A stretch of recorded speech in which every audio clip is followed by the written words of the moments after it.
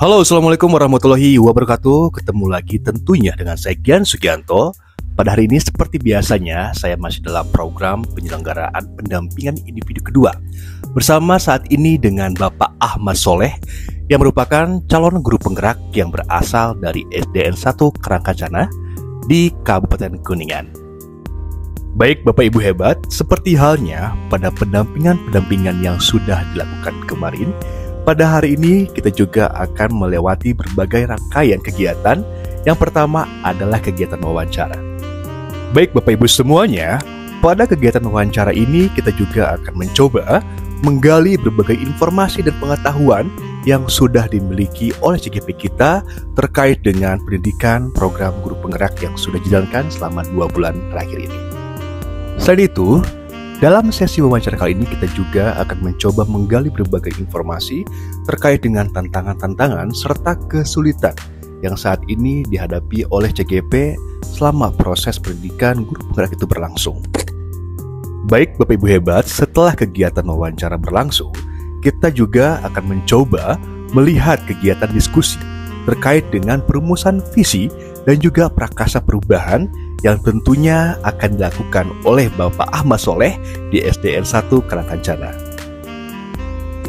Untuk kita ketahui bersama Bapak Ibu, pada pendampingan individu kedua hari ini, kita juga akan mengundang Bapak Kepala Sekolah SDN 1 Karangkancana bersama guru-guru SDN 1 Karangkancana untuk ikut serta dalam diskusi perumusan visi dan juga prakasa perubahan yang akan dilakukan di SDN 1 Karangkancana.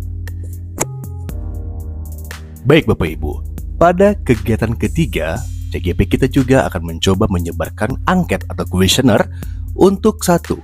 Kepala sekolah, yang kedua ada 5 orang perwakilan guru, dan yang ketiga ada 5 perwakilan murid untuk mengisi kuesioner dan juga angket terkait dengan perkembangan dari CGP kita. Baik Bapak Ibu semuanya, untuk itu kita akan saksikan rangkuman atau ringkasan dari kegiatan PI kedua hari ini. Ini dia. Baik Pak Ahmad, kita akan mencoba ke pertanyaan berikutnya terkait dengan pengalaman Bapak dalam membentuk komunitas praktisi ataupun mungkin bergabung dalam sebuah komunitas praktisi. Komunitas praktisi di lingkungan sekolah saya sudah terbentuk, jadi tidak ada namanya pembentukan ulang. Jadi ada KKG, kemudian di sekolah kita punya komunitas dengan siswa dan orang tua dan beberapa dengan guru. Jadi semuanya dilakukan dalam rangka berkolaborasi dalam menyukseskan pendidikan anak. Kemudian di KKG ya kita berembuk sesuai dengan tugas masing-masing per kelas. Jadi kita mendiskusikan tentang hal-hal yang menjadi kendala di kelas masing-masing sehingga dicarikan solusinya. Terkait dengan tantangan apa saja Bapak hadapi ketika Bapak mencoba untuk merintis ataupun bergabung dalam sebuah komunitas praktisi? Mungkin tantangan yang paling saya rasakan untuk kegiatan praktisi itu adalah dalam hal pelaksanaan kegiatan, karena sedikit mengganggu kegiatan belajar mengajar di kelas. Jadi kita kebetulan setiap hari Sabtu, dan itu pun ketika siswa belum pulang sekolah itu dilaksanakan. Selanjutnya Pak, terkait hal yang menarik setelah Bapak mencoba untuk bergabung ataupun membentuk komunitas seperti apa Pak? Hal yang menarik adalah bahwa kita mendapatkan pengetahuan baru dan dapat menemukan solusi permasalahan dari hal-hal yang menjadi permasalahan di sekolah masing-masing. Strategi Pak, ketika Bapak mencoba untuk membuat sebuah komunitas seperti apa Pak? Strategi di sekolah itu Pak. Jadi strategi yang saya lakukan itu adalah dengan melakukan penjajakan dulu ya kepada peserta didik tentang nomor handphone yang mereka miliki. Kemudian kita membentuk komunitas dalam bentuk grup WhatsApp untuk membicarakan apa-apa yang terjadi tentang perkembangan peserta didik dengan siswa dan orang tua. Ikut dengan siswa di dalam aturannya tidak libur mutlak, hanya kita karena siswanya tidak masuk sekolah otomatis kita pun di rumah.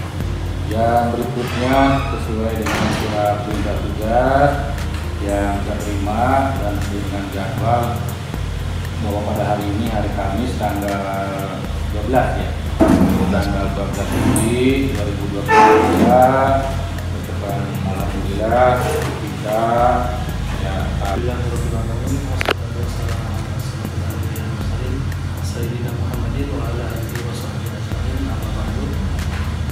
yang saya hormati Bapak Kepala Sekolah dan rekan guru yang hadir, wabil khusus tanpa pengajar praktik dari Kuningan Bapak Sugianto SPD yang alhamdulillah sudah tiba di sekolah. Salawat dan salam semoga kita selalu curahkan kepada Nabi Muhammad SAW, kepada keluarganya, kepada para sahabatnya, dan semoga kepada kita sekalian. Bapak dan Ibu yang saya hormati, izinkan saya berdiri ya. Enggak, Pak. Pertama saya mengucapkan terima kasih pada khususnya Bapak Kepala Sekolah dan rekan sejawat, rekan guru yang telah berkenan hadir di sekolah. Mohon maaf yang sebesar-besarnya mungkin mengganggu agenda liburan di rumah karena memang sekarang situasinya lagi libur. Jadi ini saya memberikan apresiasi setinggi atas kehadirannya karena memang kita sedang suasana libur di sekolah. Mudah-mudahan tidak mengurangi makna agenda libur Bapak dan Ibu di rumah. Bapak dan Ibu yang saya hormati, sebelum ke bahasan kita tentang visi sekolah, saya akan memberikan gambaran sedikit tentang ini, hanya mengimbau saja berbagi pengetahuan sebelum ke acara inti. Jadi ceritanya di CGP itu kita sedang belajar tentang modul 1-3 mengenai visi guru penggerak. Sebetulnya yang dikehendaki di sana itu adalah kita memiliki dua buah keterampilan ataupun dua buah kemahiran di dalam memimpin dan mengelola sebuah perubahan positif di sekolah.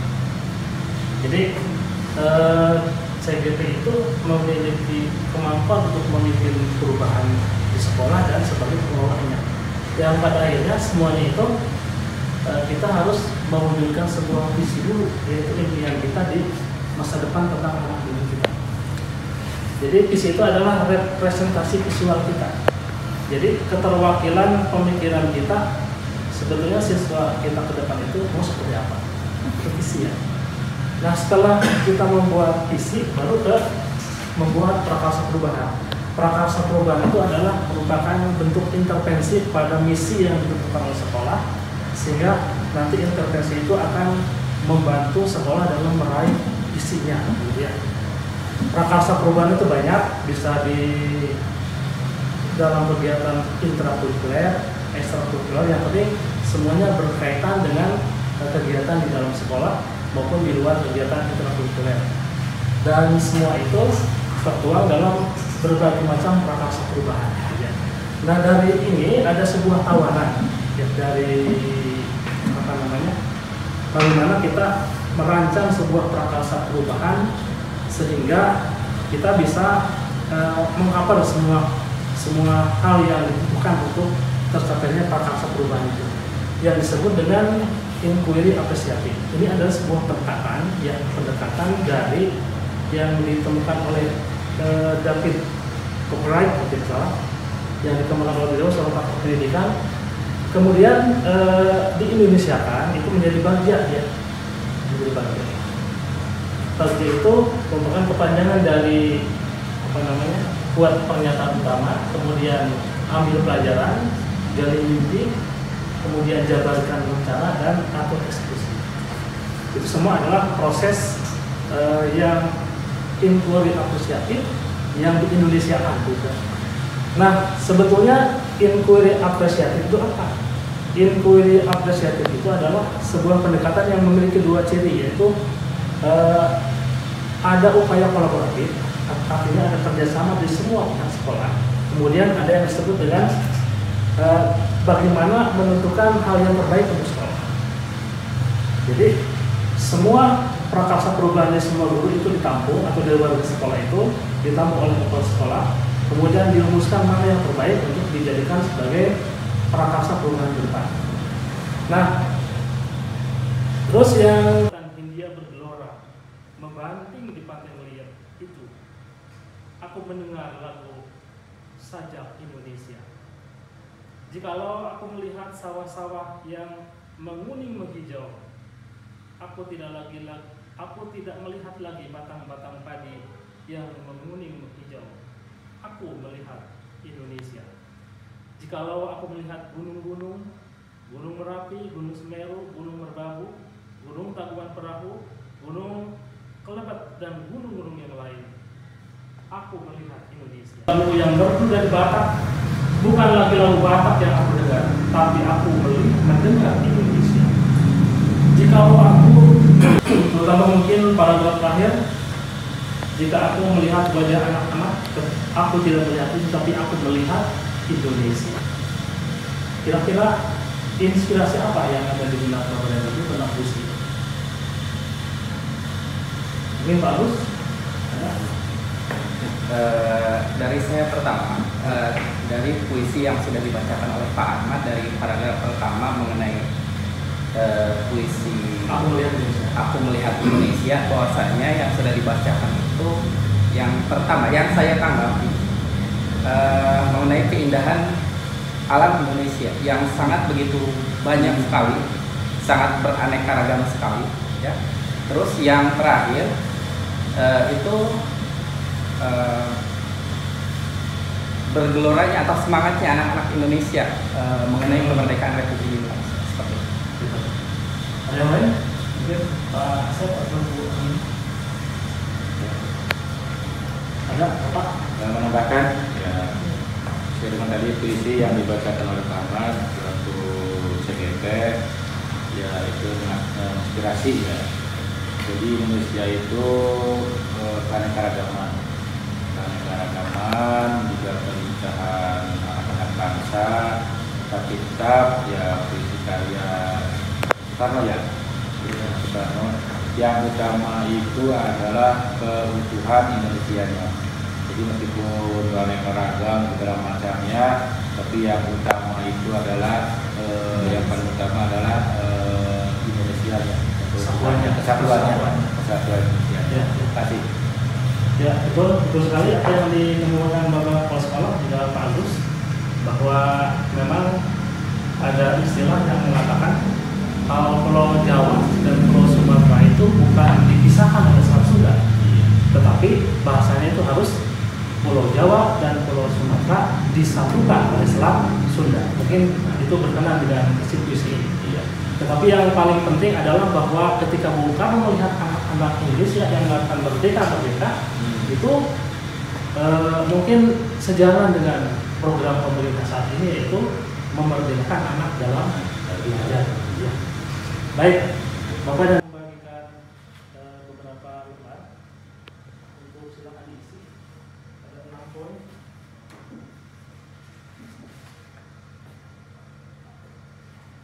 Tidak usah berpikir terlalu dalam, hanya isi yang harus ya sesuai dengan kejujuran kita saja. Yang pertama adalah kita memimpikan murid-murid yang titik-titik. Nanti ke depan itu murid kita itu mau seperti apa? Apakah kayak muridnya sukses jadi pengusaha tanpa memiliki akhlak mulia, atau seperti apa gitu? Apakah kita memimpikan murid yang jadi masyarakat biasa saja, seperti apa? Kemudian kita percaya bahwa murid kita adalah apa di sekolah ini, gitu ya. Di sekolah kita mengutamakan, pokoknya ini jawabannya bisa universal, bisa apa namanya, tentang hal-hal yang berkaitan dengan kegiatan di sekolah.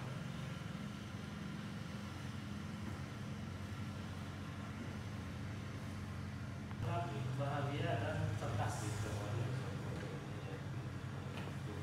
Kemudian dia juga percaya bahwa muridnya adalah siswa yang cerdas. Di sekolah kita mengutamakan kebahagiaan. Bagus ya, kebahagiaan. Berarti apa artinya semua ini kalau kita tidak bahagia? Ya. Selanjutnya, murid di sekolah kita sadar betul bahwa pentingnya belajar. Kita kita warga di sekolah yakin untuk Maksudnya aku masih sama. Murid di sekolah kita sadar betul bahwa maksudnya apa? murid di sekolah kita. Ya berarti kesadaran mereka itu tentang belajar itu apa? Solusi SD. Bisa disambungkan dengan kita belajar ataupun kita dalam perilaku.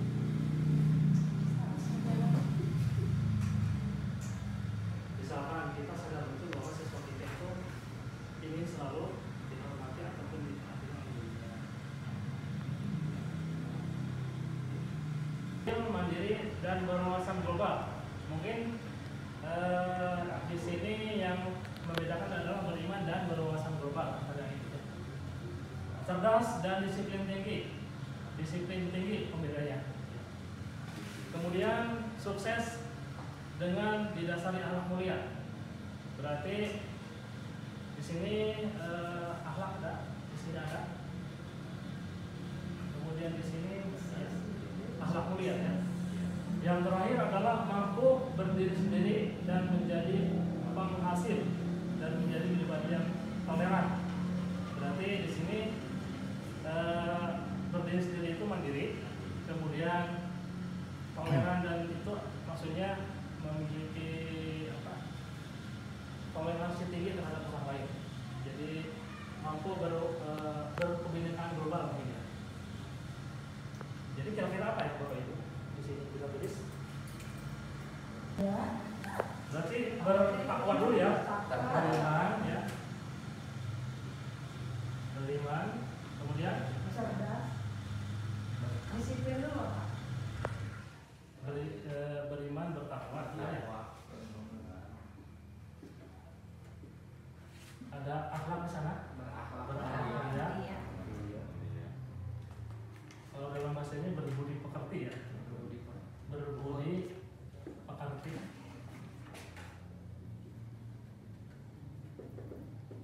Kemudian berwawasan global. Ya, berwawasan global. Visi sekolah kita. Saya sudah menemukan ini dari Bapak Operator yang arsip visi sekolah kita. Mestinya ditayangkan ya, cuman karena proyektornya rusak. Visinya aja. Aset naon tadi istilahnya? Visi. Ya. Ya, saya Tidak usah. dibacakan saja Pak. Menghasilkan lulusan yang beriman, bertakwa, berpengetahuan, berkarakter, dan berbudi pekerti. Ya. Visi sekolah kita adalah menghasilkan lulusan yang beriman, bertakwa, berpengetahuan, berkarakter, dan berbudi pekerti luhur. Gitu ya.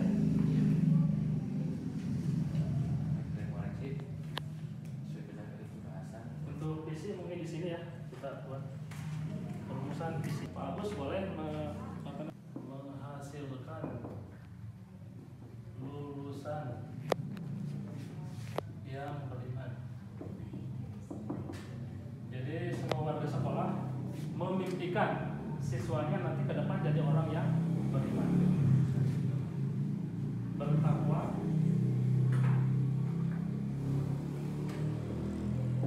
kemudian berpengetahuan,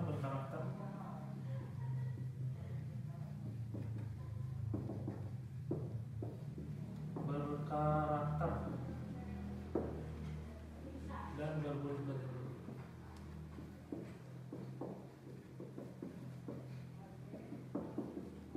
Luhur ya. Visi perubahan. Kalau ada, kalau tidak ada ya tidak apa-apa. Baik, sekedar pertanyaan pemantik ya. Di sini ada yang mungkin Bapak dan Ibu bisa perhatikan. Apakah visi sekolah kita saat ini sudah menggambarkan dengan jelas impian dan cita-cita yang ingin kita capai dari murid kita? Kira-kira sudah belum ya? Visi sekolah kita itu sudah menghasilkan, karena menghasilkan menghasilkan lulusan. Penghasilan ya. Iya. Berarti betul sudah menggambarkan Menggambarkan. bahwa model kita akan seperti itu gitu ya. Iya. Kemudian apakah visi tersebut sudah menunjukkan hal yang diharapkan menjadi pembeda antara murid di sekolah kita dengan sekolah lain? Secara umum mungkin. Ada yang membedakan misalkan dengan SD 2. Kalau berlima dan bertama kan umum ya. Iya, betul. Ada pembeda tidak kira-kira? Dari saya mungkin dari yang saya lihat keseharian siswa itu ada pembeda antara siswa kita dengan siswa lain, yaitu dari karakternya. Mungkin karakternya dari siswa kita itu lebih baik gitu. Karakternya karena kebiasaan. Karena Oke. pembiasaan. Yang lain ada? Pak Sep barangkali. Siap, tambahkan. Bikin, mana? Apakah visi tersebut sudah menunjukkan hal yang diharapkan menjadi pembeda antara sekolah kita dan yang lain? Ini dari prestasi mungkin Pak. Belum masuk. Dari prestasi. Belum masuk. Prestasi kita lebih Lebih menonjol. iya menonjol dari Udah masuk sekolah ya. sebelah. Berarti idenya itu berpengetahuan, berkarakter, Dan berbudi. berbudi pekerti luhur. Kira-kira ada yang belum jelas tidak? Beriman jelas, bertakwa jelas, berpengetahuan jelas, berkarakter belum jelas. Karakternya karakter baik atau karakter buruk? Sehingga kita kembali ke sini, profil pelajar Pancasila. Kira-kira seperti apa ya? Karena karakter itu kan ada karakter yang baik, ada karakter yang buruk. Di sini hanya karakter saja. Itu ke berbudi pekerti yang luhur Pak. Berkarakter, budi. Dan berbudi berarti berbudi pekerti luhur itu kan karakter juga. Iya. Berarti terlalu boros kalimatnya. Iya. Bisa diganti dengan terampil atau mandiri. Iya. Terampil mandiri karakternya. Iya, bisanya. Terampil Wah, iya, pengetahuan. mandiri. Iya. Nah, Terampil mandiri. Karakter masih umum, sebenarnya tidak rasional. boleh. Sulit diukur. Kalau berbudi pekerti luhur berarti sudah masuk ya. Iya. Bisa ditambahkan dengan terampil dan mandiri. Iya. Budi Iya. pekerti luhur. Luhur. Karakternya soalnya luas kayak gitu. Pendidikan berkarakter Kalau kayak karakter sangat kan luas sulit gitu. diukur. Hmm. Apa Iya, karakter baik atau jelek gitu kan. Kata berkarakternya diganti dengan terampil, mandiri, dan berbudi pekerti luhur. Boleh sih kalau sepakat begitu. Akan isi perubahan di sini ada prakarsa perubahan. Misalkan Internet atau wawasan IT. global, dan IT boleh. Kira-kira apa? wawasan global. Ya. Misalkan bentuk pembelajaran yang menghadirkan internet bisa. Tapi kan itu umumnya di sekolah manapun ada. Wawasan global. Kira-kira apa bagus? Baca, Minat baca. siswanya gitu. Jadi kelas mana? Ada pojok baca. Tahu ya. Kelas 3 gitu. Yang baru kita, yang baru. Yang baru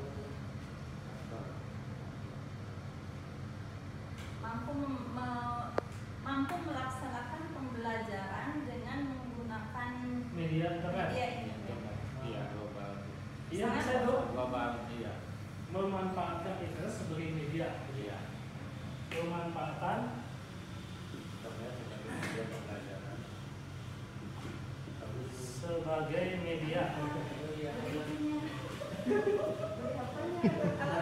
Nah kalau internet sebagai media, ini saya teringat ketika UTS kemarin di SMP ada lomba matematika dan IPA. Anak-anak pakai komputer ya. Terus hasilnya bisa langsung dilihat di depan, gitu ya. Itu bisa dipakai dalam ulangan. Iya, langsung. Iya. Cuman mungkin kendalanya itu kita tidak butuh itu tidak mungkin disediakan oleh sekolah.